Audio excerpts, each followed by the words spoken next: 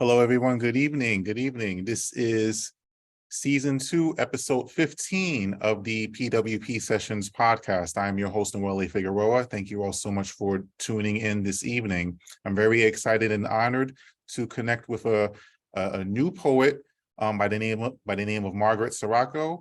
And before we dive into the conversation, I'm just going to share my screen to give an introduction to the podcast as well as to her.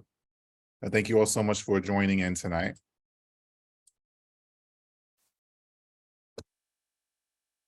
Okay, so this is season 2, episode 15. And for those not familiar with this podcast, the P.W.P sessions, or the Poets with Purpose sessions podcast, is a podcast where I interview new or established authors of poetry, rappers, or MCs, and I feature a performance of their work along with an audience Q&A session.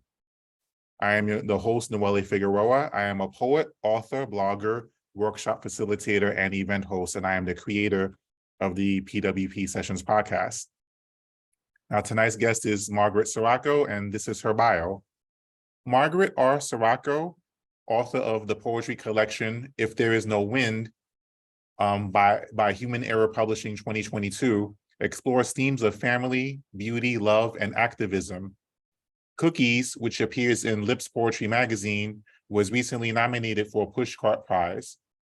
Journal and anthology publications include Meat for Tea, The Valley Review, 26th Annual Ink Anthology, Moonstone Arts, Royal Beauty, Arts by the People, Patterson Literary Review, and Windblown 2, Nature Culture. A former public school teacher, Margaret enjoys leading writing workshops and helping to create community. She has written articles and columns on contemporary life, music, health, and feminism. Her second poetry collection is due out in 2023, and you can connect with her through her Linktree link, Linktree / Margaret Saraco. Now, without further ado, ladies and gentlemen, I introduce to you Margaret Saraco. Hi, Margaret. Good evening. Hi. Good evening. How are you? I'm doing well. Thank you so much. Thank you for being my guest tonight. Oh, sure. I'm really happy to be here. Excellent. Excellent. Well, I'm going to start off with a basic question that I ask all my guests. Who is Margaret Saraco? How would you describe yourself or define yourself? Right. So I've actually been listening to a lot of your podcasts, so I was ready for this question, Noel. Excellent. I feel like I'm an earthling looking for meaning and balance in a world gone mad. That's my first piece of it. I'm also a poet speaking peace, P-E-A-C-E, and speaking my piece. I'm a former educator, parent, and partner who understands that teaching and learning often involves learning and following. So like as a teacher, you're the student, that back and forth is very important to me. I'm also the person that can't abide any kind of injustices. And I think of myself as a healer. That's a lot. That's what happens when you give people too much time to think about it. Excellent, excellent, excellent. Well, when did you discover your passion for writing poetry? I mean, we all have different reasons or motivations, different reasons or motivations for being a poet. What would you say your reasons are? What motivated you? So there, when I was very young, there were nursery rhymes recited to me a lot. And there was a lot of music in the household. There was a lot of jazz and blues and big band music and things.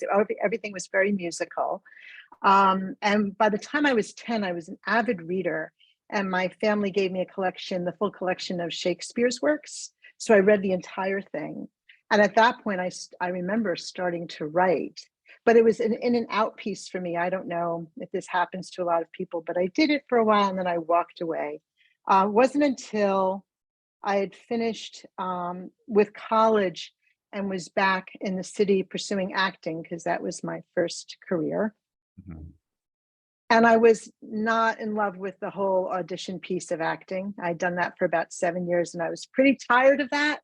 And I was writing articles, because you always did more than one job at a time.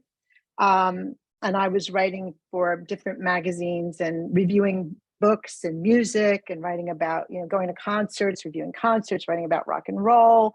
There were some great musicians coming up in the early 80s that was just so fun to be there. I was writing about feminism and LGBTQ and health and all these other things. It was just amazing.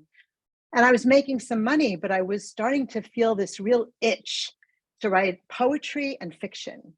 And I thought, you know what? I can't do this while I'm writing all these articles. It's just, you don't have that time. So I took a job in education as a writing teacher, then morphed into a math teacher. And I had a lot more time to write poetry and fiction because I didn't have to worry about that paying for my living expenses. Right. So I became a teacher so I could figure out how to write. So it was, that was when it happened for me. Now, what were the first subjects for your poetry that you started diving into, like when you first started writing your poetry? So my very first poem I ever got published is in my new book, and that was when I was very young, and I was in the middle of the Rockies, so that was about nature. I wrote a lot about nature and family, and grief. I lost my father when I was very young, and it was very, very hard. I lost all my grandparents before I was 10.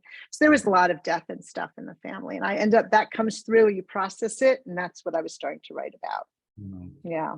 Would you say that was one of your reasons for being motivated to write poetry? Did you find it as a source of healing and, sorting out your emotions of those circumstances? Yeah, you just hit it right on the head. I mean, I do write to process. I'd been journaling for years. And I felt like if I could write it down, I could deal with it. If I didn't get it on paper, I couldn't do that. So yes, it did help with, that was one of the motivations. But there were other motivations for writing, like just trying to unearth the beauty in the world. That was really important to me too, but definitely to heal a lot of the grief and also anger. I was very angry about a lot of things that have been going on in this world. And I feel my activist self has to write as well, and then figure out where to go and what to do with that. All right, excellent.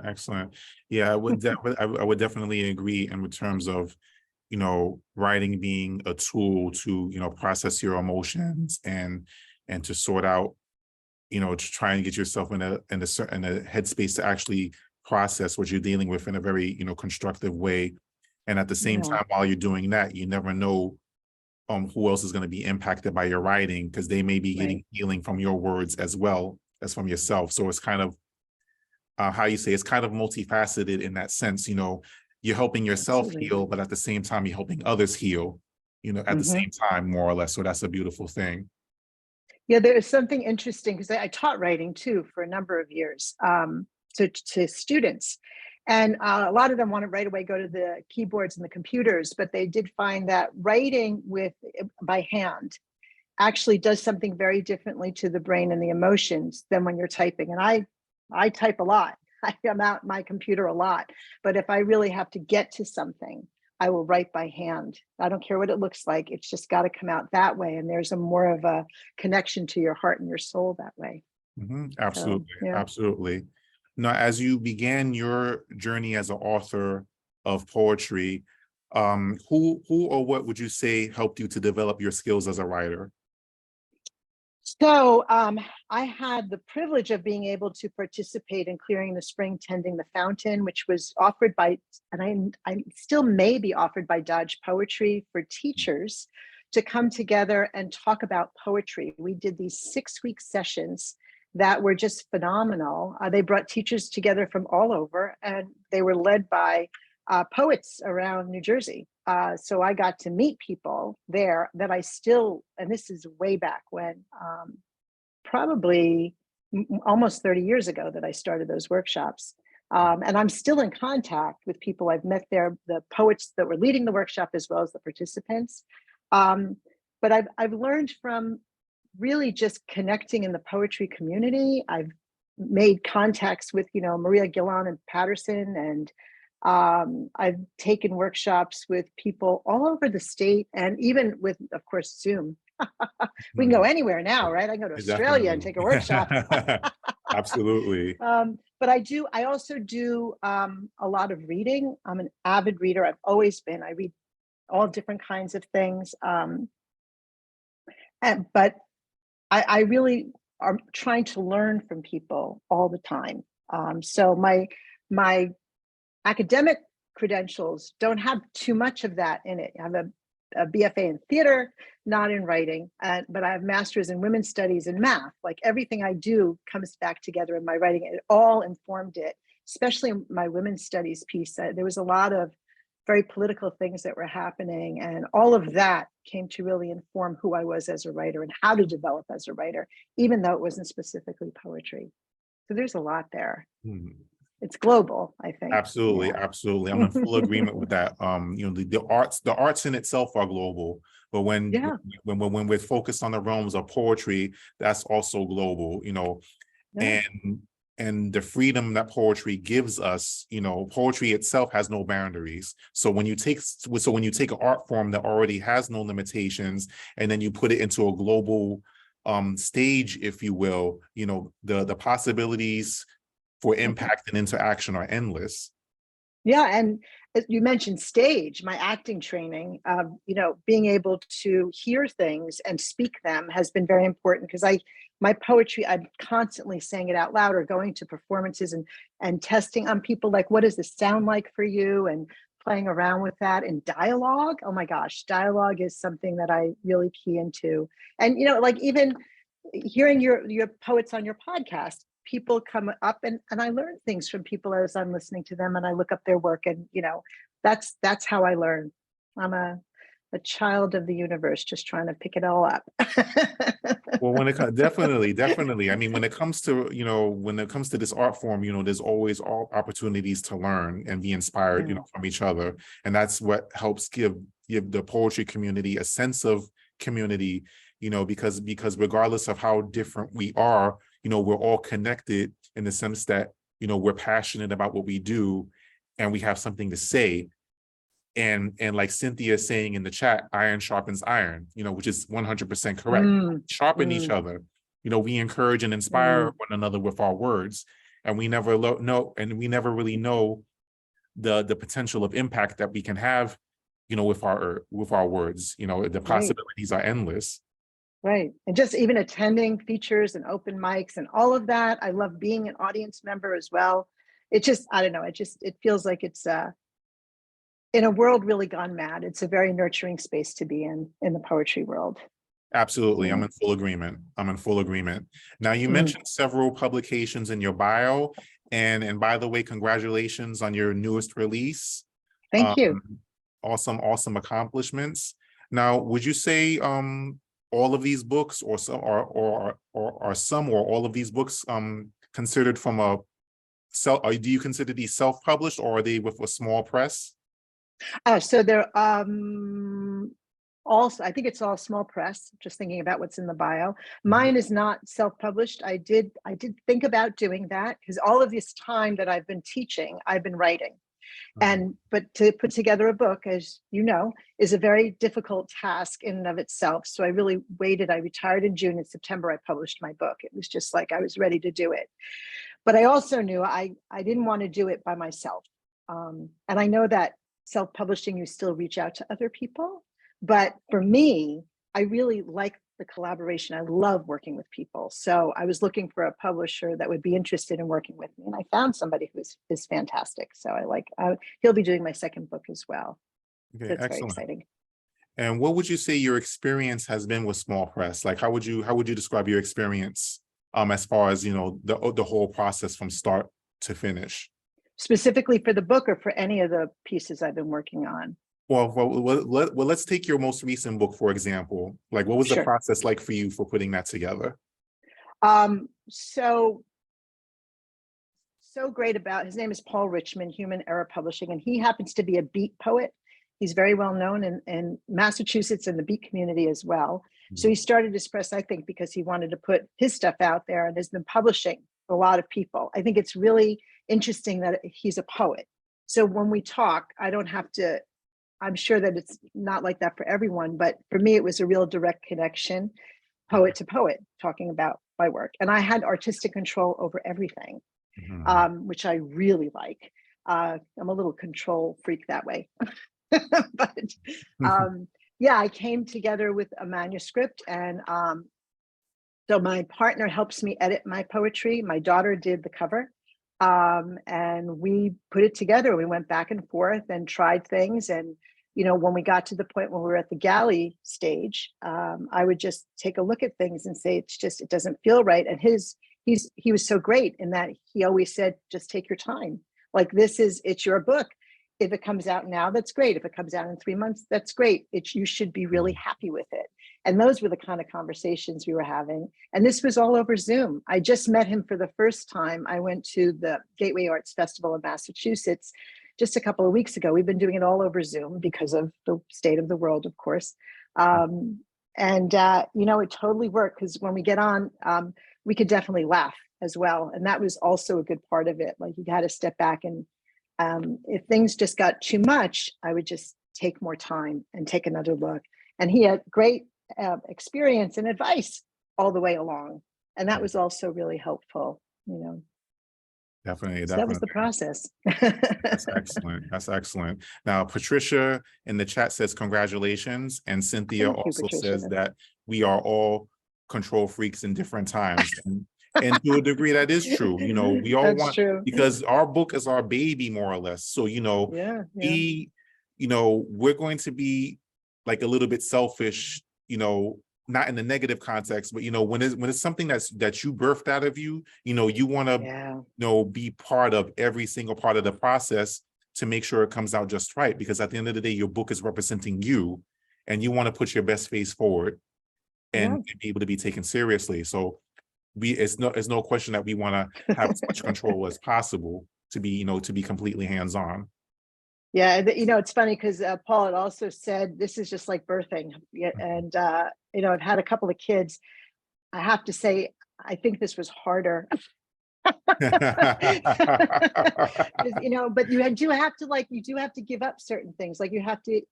I think the hardest thing for me was getting the blurbs and doing that whole piece and asking people what they thought. Because once you do that and you really put it out there, you are open to what people are going to say. And that was tough. That was really tough, to be honest. But I lost a little sleep over that. But I wanted to do it. I wanted to feel like this was something I needed to do. Right. Absolutely. So and I have a great support network, friends in the poetry world and other friends and family, and everybody just kept saying, just go for it. So I did. Excellent. Excellent. Now, would you say you have a preference? Would you say you prefer small press as opposed to like a major publisher, or do you feel like you have no preference? Like, what is your take on that? So, a lot of the work I read is small press.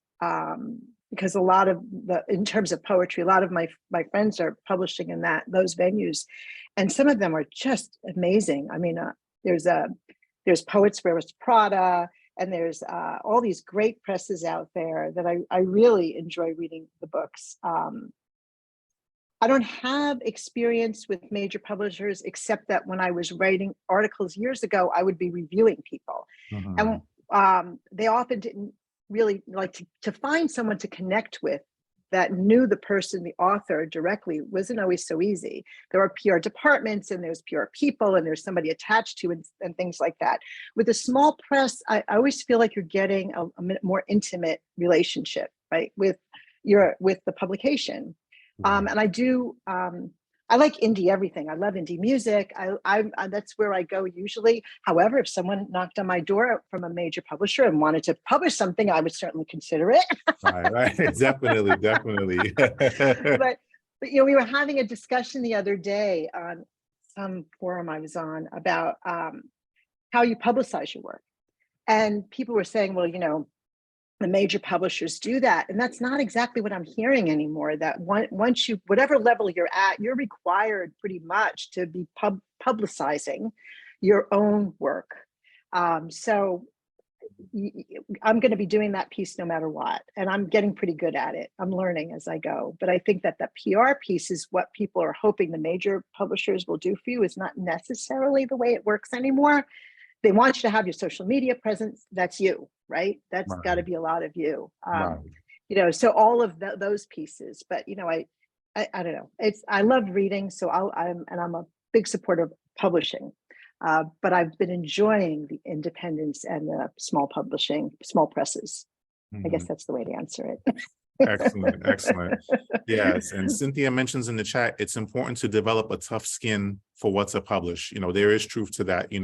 We have to know ourselves and know what we want to say, and to be able to stand by it 100%. So whatever criticism comes our way, we'll be able to stand on the fact that, we said what was in our heart and on our mind, and we drove home our points, and already understand that not everybody's going to receive what we have to say, and that's okay, as long as it's what you felt it was needed to be said at that given particular point in time. Now, as far as like when it comes to writing, how you want to write, and when you're making sure that your writing is representing you, who do you consider to be your inspirations when it comes to your writing? Inspiration. So there's a lot of poets. I love Mary Oliver for the way she approaches nature writing. And when people would say, what do you write? How do you know what to write about? She says, I open my back door and I walk outside. I love Lucille Clifton because when people asked her why she wrote such short poems, she named her children. She had like very short pieces because she had to also take care of her children. I love their work. I love the humor from Billy Collins. Pedro Tuma I just adore his work. He's an Irish poet, and he does part of these, a podcast actually. It's called Poetry Unbound. He's fabulous. I was able to do a one-day workshop with Jericho Brown, which was amazing. I really have been enjoying Ocean Vuong's work. I read everything he's put out there so far, and I just am very entranced by it. Of course, I love Shakespeare. Classic. And that goes back to when I was a child. It was like really what I first learned. But there are people like Curtis Lampton who incorporates music and poetry together, and he is just extraordinary. And Joy Harjo, who got to be, who's named poet laureate for a while, and Pablo Neruda, Marie Howe, and I mean, there's so many, and I just feel like sometimes a kid in a candy store, because I read and I try to take in, and then they just become a part of me. But and then all of the people that I know, my contemporaries, that are publishing along with me, I love a lot of their work, and it also becomes a part of who I am and is inspiring, Absolutely. to really hear their stories. I want to hear their stories. I love telling stories and I love hearing stories. So absolutely. I love to be you read dropped several gems, because you mentioned some names that are familiar to me, but you also mentioned some names that I have not been familiar with until this evening. So you're going to have me digging for their work. Oh yeah, just give me a shout and I'll get you in the right direction. Oh, absolutely, absolutely. And I feel the same way. It's always a sense of excitement when you're encountering new writers or established writers. It's always Yeah. a wealth of creativity to be found every time. Yes, yes. I just an aside, when after 9/11, it was very jarring for so many of us. I don't even know that's even a way to say it, but it was just a very difficult time. And that night, my husband wasn't able to get home, and my brother-in-law was in the air, and somebody else was here. Everyone was all over the place. And I was here with my children, had to leave the school. We're hoping that the other kids had gotten home, but my kids were here with me. And I know a lot of my friends said that, they prayed that night, and I don't do that. I put a stack of poetry books on my nightstand and I read through the night. And it was what got me through, because I read poems about healing, and I read poems about joy and about affirmation of life. And I read poems about, people's loss. I just read incessantly that night. And I was able to then get up the next morning and try to deal with the world we were now living in. Right. So it's really restorative, That kind of leads me to my next question. Based off of what you just shared, as an example, would you say there's certain subjects that you gravitate to as far as your writing is concerned, or do you feel like you're more of a free writer in the sense that you just write what you feel and you're not, bound to any particular subject? Like, what is your take on that? It's an interesting question, not a funny question. It's an interesting question, because a lot of times before I write, I'll often meditate. I'll just go do a meditation. As I come out of it, I just start to write. I don't think about it. It just starts to appear, to be what it needs to be.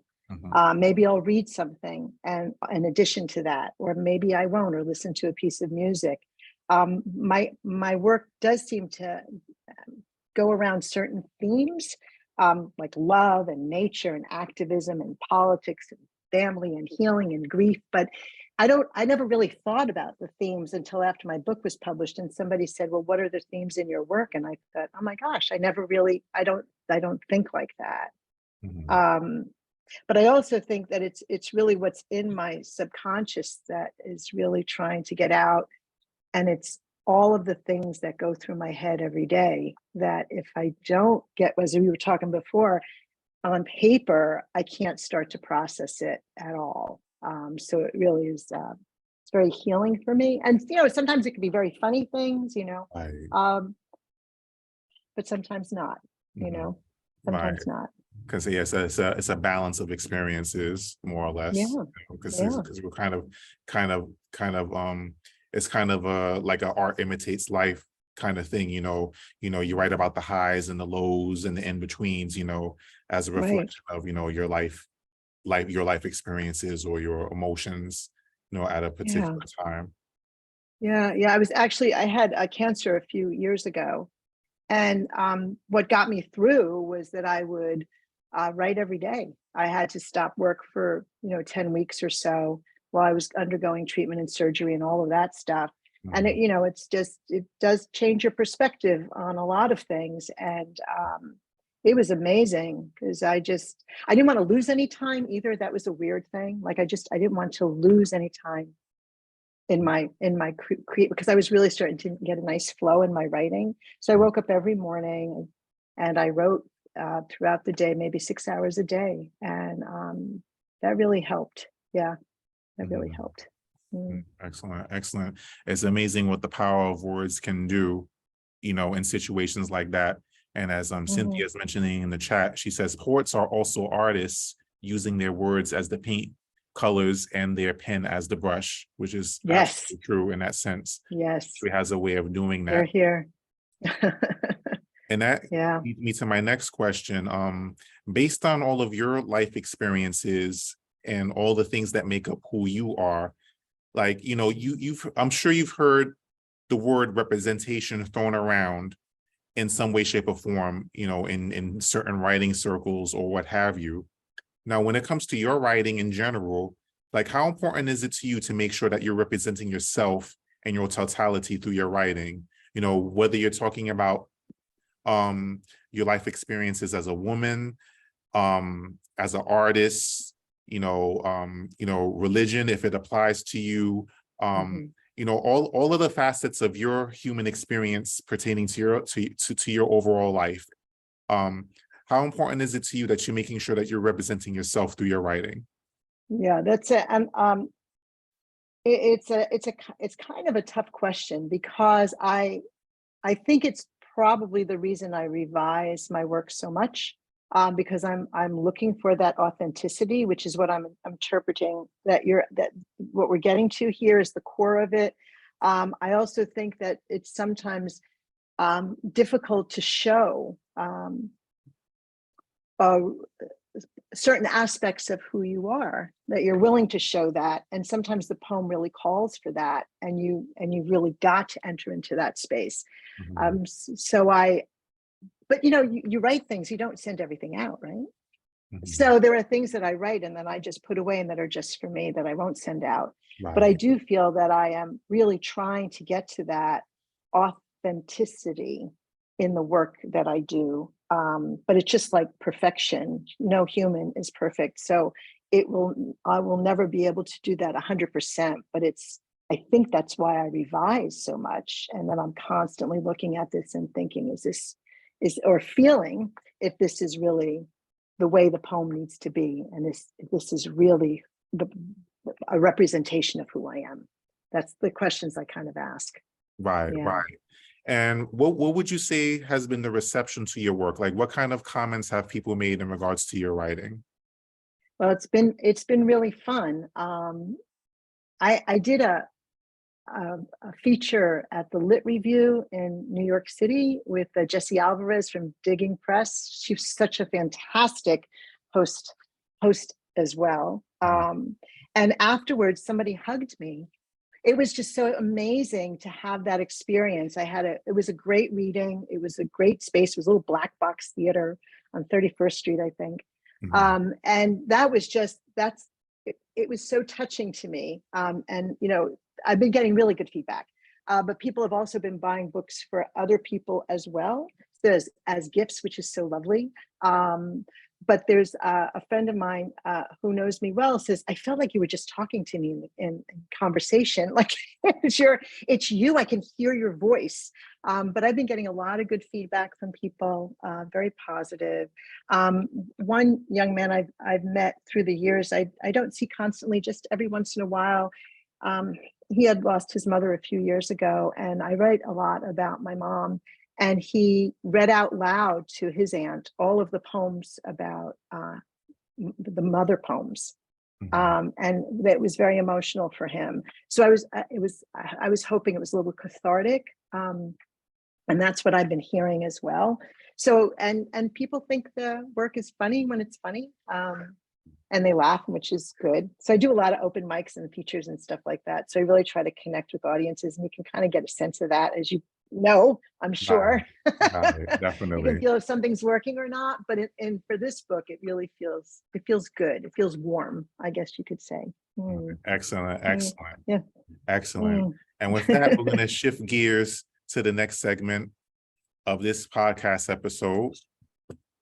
Where now, ladies and gentlemen, it's time for Margaret to take the mic. Now, Margaret, at this time, you're gonna have space to do up to 5 poems of your choosing to give our audience an idea of your writing style and your writing background. So at this time, the floor is yours. Okay. I'm going to start with, so this is what the book looks like. And as I had mentioned before, the cover is done by my daughter, Eliza Saraco Palmer, who is an artist amongst other things. And the first poem I'm going to read, it's because it's the anniversary actually of oh my goodness, this is so sad, right? The Boston Marathon massacre, I guess you could call it. And on the same day that Ralph Yarl was shot, ringing the doorbell, a 16-year-old, actually it was yesterday. There's a lot of violence going around. So this is a poem about gun violence.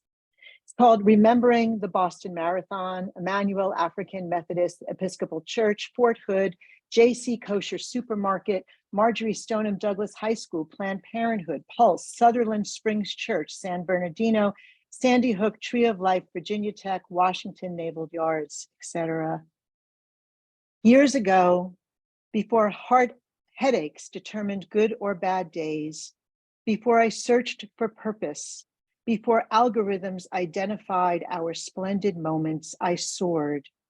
Over time, human cruelty pierces my veneer, while we as bystanders watch victims and bullies battle, bloodied, blades sunk deeply into flesh.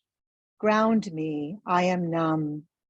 There is no time anymore for what could have been. Terror and dread remain like the smell of blood and death in the air on a battlefield, and never far from the collective, the next human tragedy is coming around the corner. I once soared before algorithms predicted my mood, my location, before hate became so common, so easy, so random, so corrosive, where we learn, pray, play, in our schools, workplace, nightclubs, where we shop, where we worship, streets turned into battlefields, etching mental scars that will never heal.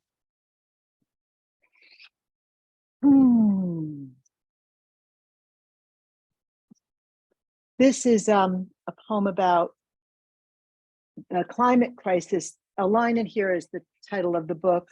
The poem is called If Wind Were Erased from Earth. And it's just contemplating one day with all the climate issues if we lost the wind. Without the wind, water pools, pipes are grounded, chimes are silenced, forests do not whistle, dust remains on the road, windmills are motionless, leaves are not shaken from trees, feathers are not lifted on a whim, seeds are not dispersed and sown, flowers have nothing to withstand, sandprints are not smoothed away, blizzards no longer obliterate our view, bats and butterflies miss their flying cue, rain and snow fall perpendicular to the earth, washed garments on clotheslines are not refreshed, and if the answer is blowing in the wind, if there is no wind, there is no answer.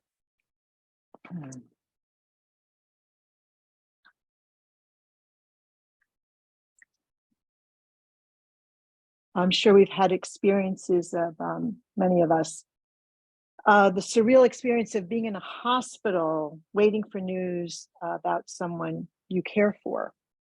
It's called Tempest. A torrential rain collects on the flat roof across from where I sit safe and dry in a corridor near a large picture window. Someone tells me there is a slight pitch to the roof channeling water. I wait for the liquid to spill over the edge like an overfilled pot in the sink. The unsettling sound of thunder echoes in the hallway. The flash of lightning irritates my eyes. As the downpour continues, my thoughts move from storm to patient, trapped and dry in the waiting, always in the waiting. I cannot touch the unease that ripens my insides. Strange how time continues slowly in the hospital, and then the day is gone. I wonder how long it will be before the roof refuses to hold the rain, forcing the water to comply with the laws of physics, and despite the supposed human control of leaders and gutters, floods the grounds.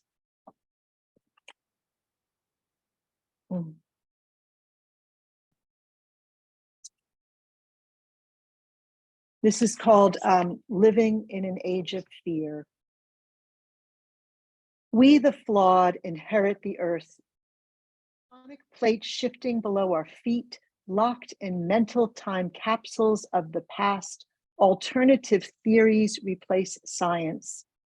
Revisionists, originalists, amateur theorists reduce politics to outbursts, explode in Twitter rages, waves of breaking news, attention captured like lightning bolts, dramatically etched into the sky, then quickly vanish, creating a passive, numb indifference in its wake. The marginalized and condemned, vulnerable to harassment and violence, suffer reason scattered and twisted.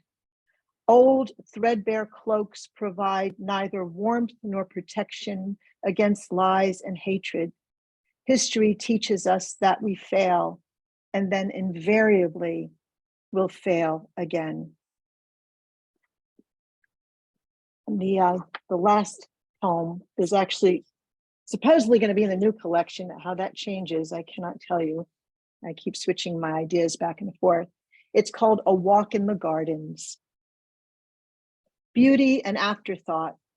The uncomplicated calla lily bends her back in the sun. Leaves splayed take center stage. A bird statue mounted on a stick with a succulent body, purple floral crown, and a brush feather tail points with her twisted beak. There, she instructs, look there, and so I do. I ask if she envies the living since they don't require a stake to stand erect. Does it bother her pretending to be a bird? She doesn't answer, but draws my emptiness towards living and life away from death and dying. There, look there. My heart pulls, instructed by the sagacious, if not impatient bird once again. A solitary yellow leaf clings to a tropical plant like a dancer in releve. She reaches, then leans. Will the bud at the top grow if she lets go? Nearby, a Japanese katsura with a shadowy geometric widening array dedicated to one soul, a living memorial, feels at peace. I photograph her. My silhouette appears in the snapshot. I create, therefore I exist. Yet I dwell inside complexity, unlike the calla lily, sculpted bird, tropical plant, and the katsura tree. Death overtakes my thoughts on any day these days, even while attended by sparrows, rabbits, and honeybees. We are the yellow leaves falling to the ground before our time. In the end, we may all be like the stilted bird, a reminder of life's past. Will the trees memorialize any of us? Thanks, Noel. Wow, wow. Excellent, excellent work. Ladies and Thank gentlemen, you. that was Poetry Selections by Miss Margaret Saraco. Awesome poetry. Thank you so much for sharing. Thank you. Now, Thank at this you. time, we're going to shift gears again, Okay. and we're going to move into the Q&A portion of this podcast. So if there's anyone currently in the audience that has a question or comment for Margaret, you can unmute yourself and share your question or comment at this time.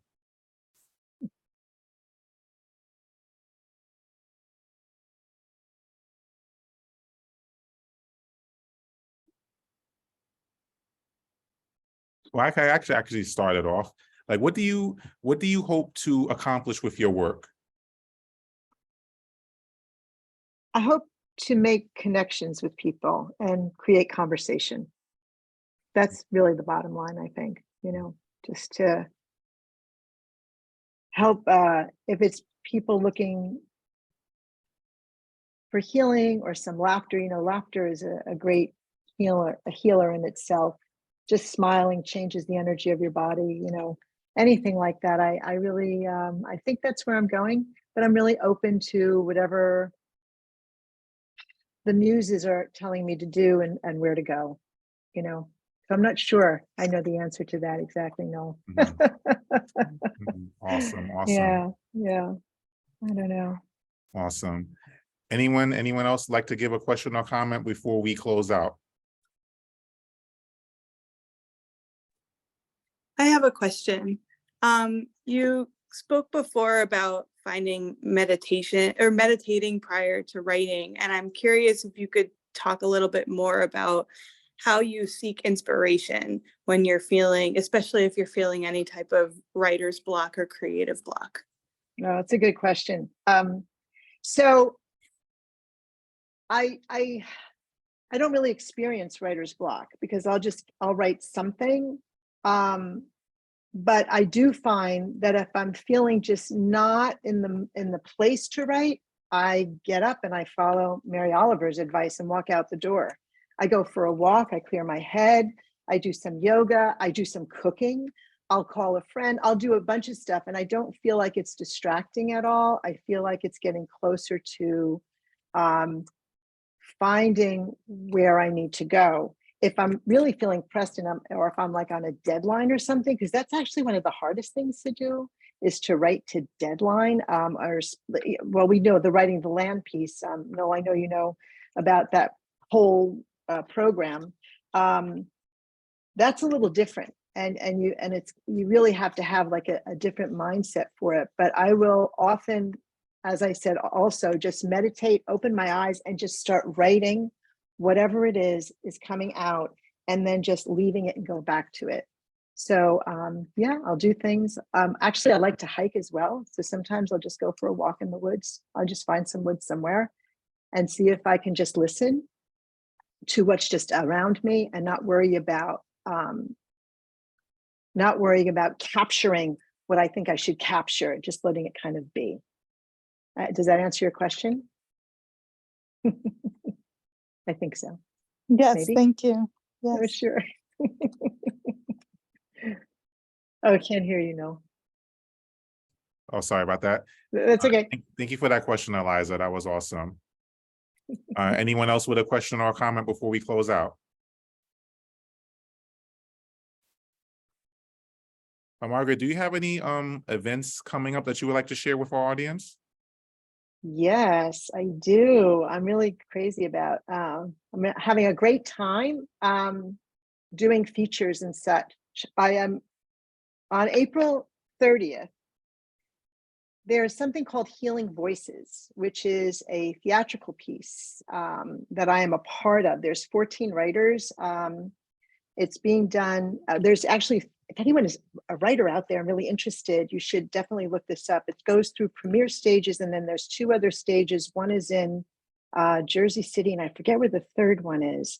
But basically, it's on caregiver stories. And everybody wrote a 3-minute piece, and those pieces are going to be performed by equity actors on stage. So that's happening on, mine is April 30th at Enslow Recital Hall at Kean University, and that's in Union. On May 11th, I'm doing a virtual feature with Parkland Poets. And on May 21st, I'm going to be doing Great Weather for Media in the city at the Parkside Lounge. I'm happy to connect with me. I love connecting with people. So even if folks are listening in later to the recording, you can find me on almost all of these social media channels, which I will put in the chat if that is helpful. Let me do that for you because I tried to do that beforehand. Awesome. I see one so of yeah, them. You already, oh, there you go. Awesome. Because I did mention you on Instagram. Okay, excellent. Yeah, and you can get to, and Linktree is so fantastic. You can go there and find all of these different things, but just let me know and I'll be happy to guide you in the direction. Everything's on my webpage as well. Yeah, so lots of fun things coming up.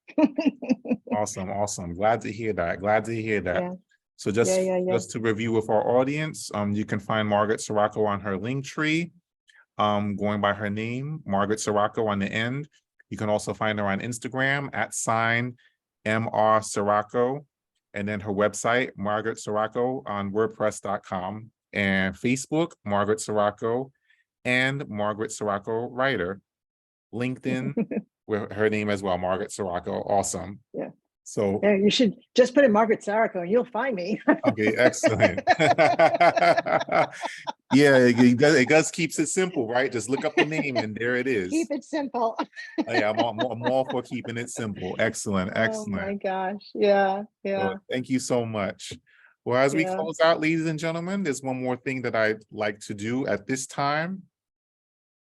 And that is to say thank you. First and foremost, Margaret Saraco, thank you so much for being my guest. Awesome Thank you. conversation and just as awesome poetry. Phenomenal work, phenomenal words. Congratulations on your latest book release and all of your previous projects. And I wish you all the best with your upcoming events and future endeavors. Thank you so much. Thank you. Thank you. Stay tuned, ladies and gentlemen, for episode 16 of season 2. I will be interviewing another poet by the name of Douglas Kala, and that will be taking place on Thursday, May 11th, 2023 at 8 p.m. Eastern Standard Time. Now, you can connect with Poets with Purpose on Facebook through the Facebook group Poets with Purpose, Twitter @PoetsWPurpose, the YouTube channel of the same name, and you can also find me on Clubhouse @The Anointed Pen. For more information about Poets with Purpose or the P.W.P sessions, you can call me at 646-372-6230 or email me at poetswithpurpose@gmail.com. All of my logos and flyers were designed by the excellent team at Eclipse Graphics. You can find them on Instagram @Eclipse Graphics New York, where you can see samples of their work there and connect with them if you need any work done for your own projects. Lastly, for those that would like to make a donation, you can do so through PayPal, Tap Media Man, Cash App, $Anointed Pen, or through Zelle utilizing my phone number. And that, ladies and gentlemen, is a wrap on episode 15. Thank you so much, Margaret. Thank you. Thank you to my audience. This episode will be uploaded to the Poets with Purpose YouTube channel within the next hour or so. So be on the lookout for that, where you'll be able to share it with your social media channels. Thank you all so much. Have a good night and God bless. Thank you. Thank you, No. Thanks very much. Bye-bye. Bye.